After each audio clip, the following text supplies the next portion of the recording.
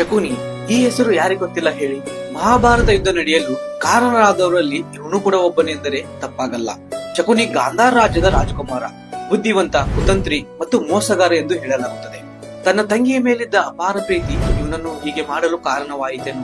ಇವನು ಕೂಡ ಗಾಂಧಾರ ರಾಜ್ಯದ 100ನೇ ರಾಜಕುಮಾರ. ಶಕುನಿಗೆ ಭೀಷ್ಮನ ಮೇಲೆ ಎಲ್ಲಿಲ್ಲದ ಕೋಪವಿತ್ತು. ಯಾವಾಗಲೂ ಕೂಡ ಶಕುನಿ ಭೀಷ್ಮನ ವಿರುದ್ಧ ಸಂಚು ಹಾಕುತ್ತಿದ್ದನು. ಅದಕ್ಕೆ ಕಾರಣವೇನಿಲ್ಲ. ತನ್ನ ತಂಗಿಯ ಮದುವೆ ಒಬ್ಬ ಕುರುಡನ ಜೊತೆ ಮಾಡಿಸಿದ್ದು ಭೀಷ್ಮನೆಂದು ತಿಳಿದು ಇಂದಿಗೂ ನಾವು ಕುತಂತ್ರಿ ಬುದ್ಧಿ ಉಳ್ಳವರನ್ನ ಶಕುನಿಗೆ ಹೋಲಿಸುತ್ತೇವೆ.